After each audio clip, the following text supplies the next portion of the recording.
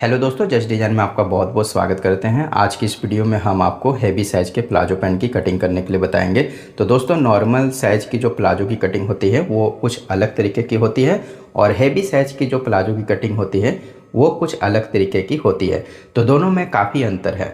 तो heavy size में क्या होता है दोस्तों, अगर नॉर्मल साइज़ के जैसे कटिंग करेंगे तब आपके प्लाजो की जो अंदर से मोहरी रहेगी वो उठने लगेगी और प्लाजो की जो मोहरी रहेगी वो घूमने लगेगी और पीछे से आसन भी खींचने लगेगा अगर आसन की आप सही तरीके से कटिंग नहीं करते हैं। और थाई भी आपकी सही तरीके से फिटिंग नहीं आएगी, अगर लूज भी रहेगी फिर भी वो कंफर्टेबल नहीं रहेगी और थाई के पास में काफ़ी रिंकल पड़ने लगेंगे, यानी कि पूरी की पूरी प्लाजो आपकी सही तरीके से बैठेगी नहीं। तो हमें क्या करना है दोस्तों कि जिस तरीके की हमारे बॉडी की शेप आती है उसी को ध्यान में रख कर ही हमने इसकी कटिंग करनी है। तो चलिए दोस्तों, किस तरीके से इसकी कटिंग करनी है समझते हैं। तो सबसे पहले दोस्तों आप इसका मेजरमेंट समझ लें ताकि कटिंग समझने में आपको काफ़ी आसानी रहेगी। लंबाई है 39 इंची, कमर है 38 इंची, हिप है 44 इंची, थाई है 28 इंची और इसकी मोरी है 13 इंची। तो 5 नाप आपको ले लेने हैं और इसी 5 नाप से इसकी कटिंग होगी। अब बताते हैं दोस्तों कपड़े के बारे में। कपड़ा हमने यहाँ पर लिया है 2.25 मीटर का, जैसे हमने इस तरीके से डबल लेयर में लिया है और इधर हमारा फोल्ड वाला हिस्सा। तो इस तरीके से हमने अरज के हिसाब से इसे बिछाया है। तो नीचे में भी हमारा यहाँ पर डबल लेयर का हिस्सा है और इधर हमारा फोल्ड वाला हिस्सा है। तो लंबाई के हिसाब से आप कपड़े को इस तरीके से बिछा दें। तो सबसे पहले दोस्तों हमने ऊपर में एक सीधा मार्क देना है। अब यहाँ पर हम प्लाजो को 1.5 इंची सामने की तरफ डाउन करेंगे। तो हैवी साइज की प्लाजो है दोस्तों, 1 से 1.5 इंची जरूर डाउन करें। अगर कम साइज है तो 1 इंची डाउन करें और हल्का बड़ा साइज है तो 1.5 इंची और बहुत ज़्यादा हैवी साइज है तो 1.25-2 इंची भी डाउन कर सकते हैं।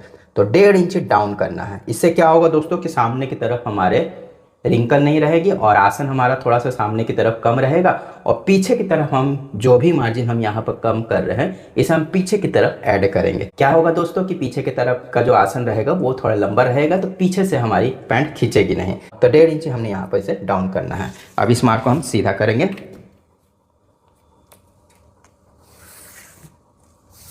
अब यहाँ पर हम इसकी कटिंग कर लेते हैं ताकि आपको किसी तरीके का कन्फ्यूजन ना रहे।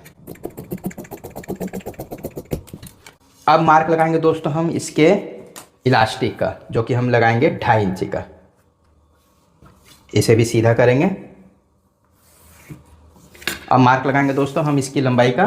तो इस मार्क के पास में इंची टेप को रखना है और लंबाई का मार्क लगाना है। तो लंबाई हमारी है 39 इंची, 39 इंची में मार्क लगाएंगे। अब बताते हैं दोस्तों, बहुत से लोगों की मोहरी क्या होता है अंदर की तरफ से घूमने लगती है और खींचने लगती है। तो यहाँ पर क्या करना दोस्तों, ये जो लंबाई का मार्क है इसे हमने किस तरीके से लगाना है समझे। तो थोड़ा सा स्केल को आपको इस तरीके से सीधा रखना है और उसके बाद में नीचे की तरफ देखिए दोस्तों, नीचे की तरफ आपको हल्का सा यानी कि 0.25 इंची, तो 0.25 इंची हमने स्केल को सामने की तरफ इस तरीके से क्रॉस करना है और मार्क लगाना है। इससे क्या होगा दोस्तों कि मोहरी हमारी अंदर की तरफ से उठेगी नहीं और घूमेगी नहीं। तो इस तरीके से आपको हल्का सा क्रॉस मार्क लगाना है। अब नीचे में हमने यहाँ पर मोहरी की मार्जिन देनी है 2 इंची, तो 2 इंची का मार्क लगाएंगे। इसे भी सीधा करेंगे। तो देखिए दोस्तों, हम आपको दिखा देते हैं। स्केल को आपको इस तरीके से सीधा रखेंगे और यहाँ पर देखिए दोस्तों, हमने तो 0.25 इंची क्रॉस करना है नीचे की तरफ मार्क को। तो इस तरीके से आप मार्क लगाएंगे तो मोहरी आपकी उठेगी नहीं। अब मार्क लगाएंगे दोस्तों हम आसन का। तो फिर से हमने इंची टेप को इस तरीके से रखना है इलास्टिक वाले मार्क के पास में। आसन का मार्क दोस्तों किस तरीके से लगाना रहता है दोस्तों, इसे भी समझ ले। तो यहाँ पर हमारे जो हिप का साइज है वो है 44 इंची। इसका चौथा हिस्सा लेंगे जो कि हमारा होगा 11 इंची और इसमें हमने 2 इंची प्लस करना है। तो ये हमारा हो जाएगा 13 इंची। तो 13 इंची में हमने यहाँ पर आसन का मार्क लगाना है। जब भी आसन का मार्क लगाएं इसी कैलकुलेशन से लगाएं। अब इसे भी सीधा करेंगे। अब मार्क लगाएंगे दोस्तों हम इसके थाई का। तो ये जो हमारे आसन का मार्क है यहाँ पर ही हम थाई को तैयार करेंगे। पहले हमने ये जो कपड़े का किनारे वाला हिस्सा है इससे हमने 1/2 इंची हटाकर एक सीधा मार्क लगाना है। अब यहाँ पर हम थाई को नापेंगे। तो थाई हमारे नाप में है 28 इंची। इसका आधा भाग लेंगे जो कि हमारा होगा 14 इंची और 1/2 इंची हमारी दोनों तरफ मार्जिन दबेगी। तो ये हमारा हो जाएगा 15 इंची। तो 15 इंची में हम यहाँ पर थाई का मार्क लगाएंगे और इस मार्क से दोस्तों हमने 2 इंची अंदर की तरफ एक मार्क और लगाना है जहाँ पर हमारे आसन की गोलाई होगी। अब हमने इसके मिडिल में भी एक मार्क लगाना है इस तरीके से। अब इस मार्क को हमने सीधा करना है। तो देखिए दोस्तों, वीडियो थोड़ी लंबी होगी लेकिन ज़रूर देखिएगा, नहीं तो आपको पता नहीं चल पाएगा कि हेवी साइज के प्लाजो की कटिंग किस तरीके से होती है। तो इस तरीके से सीधा कर देना है और यहाँ पर हमने इसकी गुलाई दे देनी है। अब यहाँ पर देखिए दोस्तों, ये जो हमने मिडिल का मार्क लगाया है इसे हम किनारे तक का नापेंगे। तो ये हमारा आ रहा है 8 इंची। तो 8 इंची हमने नीचे की तरफ में भी मार्क लगाना है इस तरीके से। अब बताते हैं दोस्तों कि मोहरी हमारे नाप में है 13 इंची। तो 13 इंची का हम आधा भाग लेंगे जो कि हमारा होगा 6.5 इंची, और हाफ इंच हमारी दोनों तरफ मार्जिन दबेगी तो ये हमारा हो जाएगा 7.5 इंची। तो 7.5 इंची का हम यहाँ पर आधा भाग लेंगे जो कि हमारा होगा 3.25 इंची। तो 3.25 इंची में मार्क लगाएंगे, इस मार्क से आगे की तरफ और इस मार्क से इस तरफ 3.25 इंची में मार्क लगाएंगे। अब देखें दोस्तों, तो यहाँ पर हमारी काफ़ी मार्जिन छूटती है। अगर आपके पास में कपड़ा कम हो तो थोड़ी सी मोहरी को आप अंदर की तरफ इस तरफ में भी घसका सकते हैं। तो जैसे हमने इस सेंटर का मार्क नीचे तक का लगाया है, अगर आप चाहें तो ये मार्क को थोड़ी इधर कर भी मोहरी का यहाँ पर मार्क लगा सकते हैं। लेकिन दोस्तों, अगर कपड़ा अधिक है तब आप इसी तरीके से कटिंग करें। इससे क्या होता है दोस्तों कि प्लाजो की जो शेप होती है वो सही तरीके से आती है, वो घूमती नहीं है। बस इस चीज़ का ध्यान देना दोस्तों।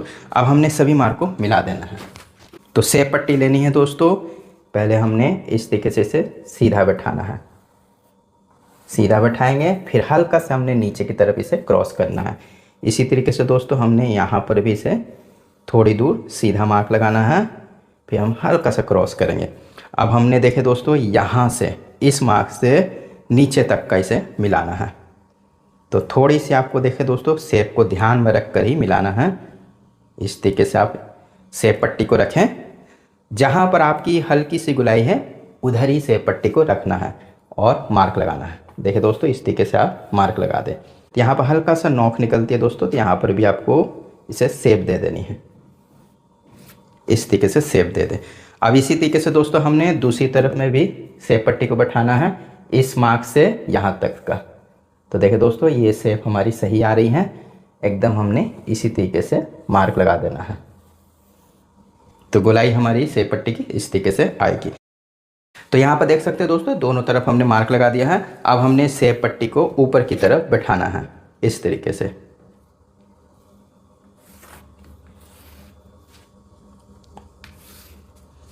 और यहाँ पर देखें दोस्तों, हल्का सा कोना रहता है तो कोने को आप हल्का से यहाँ पर मिला दें। इससे क्या होगा दोस्तों, जब आप सिलाई करेंगे तो कोना आपका यहाँ पर नहीं निकलेगा। कुछ कुछ चीज़ों को आपको ज़रूर ध्यान देना दोस्तों, जिससे प्लाजो की कटिंग आपकी एकदम सही हो। तो सामने पल्ले का हमारा मार्क लग गया है। अब हमने इसी मार्क से इसकी कटिंग कर लेनी है।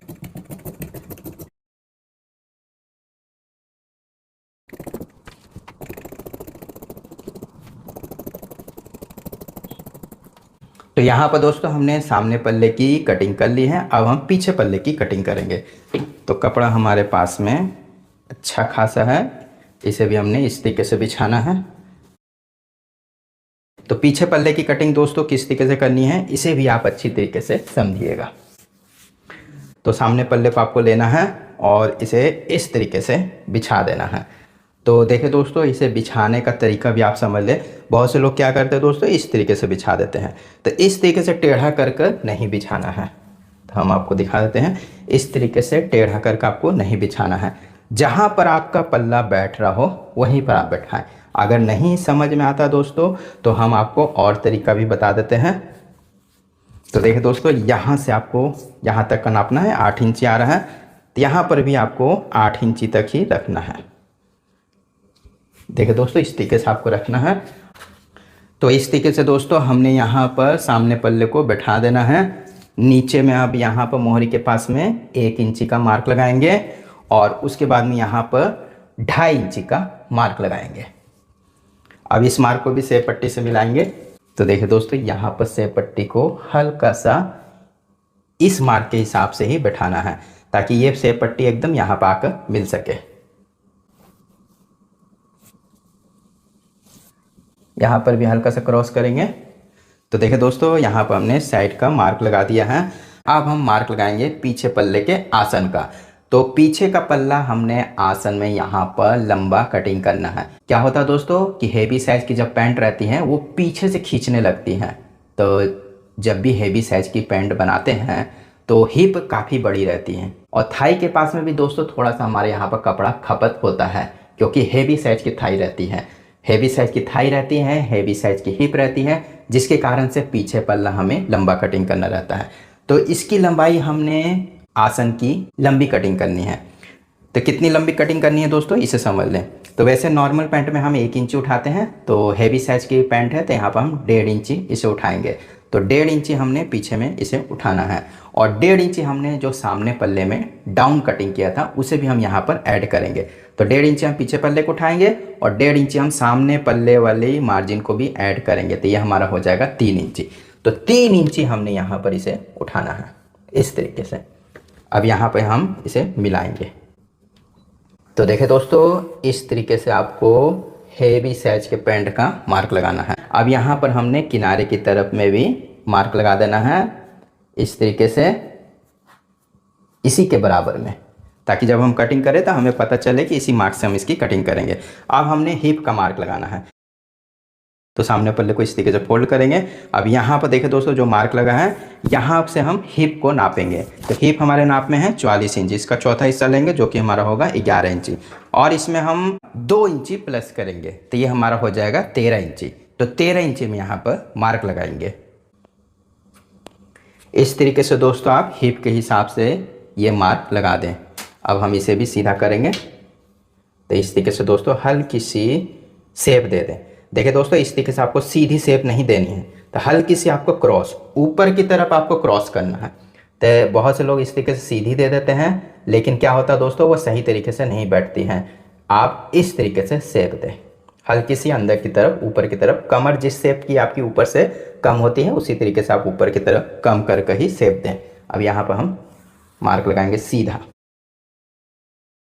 अब यहाँ पर देखें दोस्तों, ये जो हमारा सामने का आसन है इससे हमने 1/2 इंची नीचे की तरफ मार्क लगाना है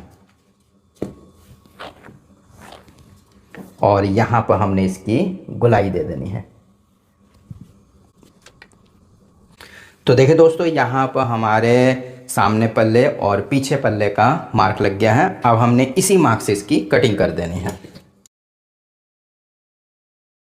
तो साइड में आप 1 इंची की मार्जिन यहाँ पर रख दें, नीचे में जाकर 1.25 इंची की कर दें।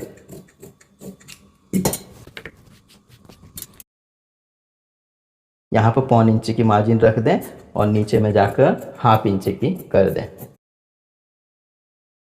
और इस तरफ आपको बराबर ही इसकी कटिंग कर लेनी है।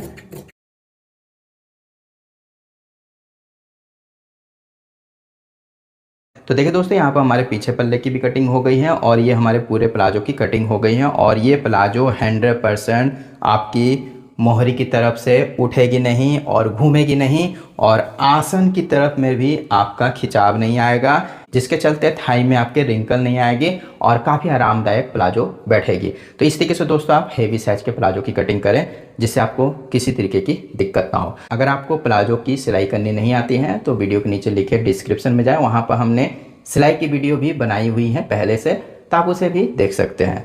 और पॉकेट लगाना अगर प्लाजो में नहीं आता है तो उसकी भी वीडियो की लिंक हम दे देंगे नीचे में डिस्क्रिप्शन में। तो दोस्तों, ये वीडियो कैसी लगी ये हमें ज़रूर बताएं। वीडियो को लाइक और शेयर करना ना भूलें। वीडियो देखने के लिए धन्यवाद।